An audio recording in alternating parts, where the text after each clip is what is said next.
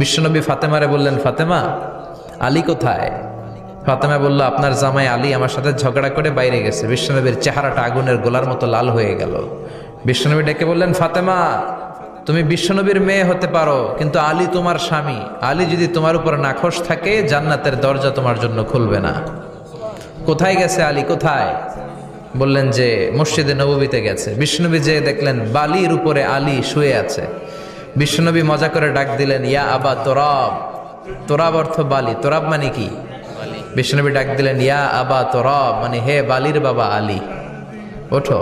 এখন আলী ওঠে না, রাগ করে আসছে। বিশ্বনবী এদিক দিয়ে তাকায়, আলী ওইদিকে তাকায়। বিশ্বনবী ওদিকে আসলে আলী এদিকে তাকায়। মনে মনে করে এতক্ষণ আপনার মাইয়াই গুতাইছে, এখন আপনি গুতাইতেছেন। বিশ্বনবী যাই বললো, আলী রাগ করো না, ওঠো, তুমি আমার চাচাতো ভাই, আমার ঘরেই তো তুমি মানুষ হয়েছো। ঘাপটি মেরে হাতটা ধরে টান দিলেন। সাইয়েদনা আলী উঠতে বাধ্য হলেন। বিশ্বনবী কারো হাত ধরে টান দিলে ওই লোক বসে থাকতে পারে? উঠে গেলেন, ঘরে নিয়ে আসলেন। নিয়ে এসে বিশ্বনবী খাটের মাঝখানে শুইলেন। ডান দিকে শোয়ালেন আলীকে, বাম দিকে শোয়ালেন ফাতেমাকে। এবার মেয়ের জামাইকে আর মেয়েকে বুঝাতে লাগলেন, নসিহত করতে লাগলেন, গল্প শোনাতে লাগলেন। কি রোমান্টিক শ্বশুর! এরকম রোমান্টিক শ্বশুর পৃথিবীতে দ্বিতীয়টা খুঁজে পাওয়া যাবে? সুবহানাল্লাহ পড়েন। বিশ্বনবীর কাজই ছিল ঝগড়া লাগলে এরকম মিলায়া দেওয়া। কি করা? মিলায়া দিবেন। সমাজে অনেকে আছে ঝগড়া লাগলে আরো লাগায়া দেয়, আছে না নাই?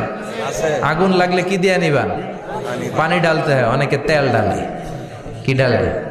তো আগুন আরো জ্বলে ওঠে। বিশ্বনবী বললেন, না, খবরদার, ইসলাহু যাতিল বাইন, মিলায় দিবেন।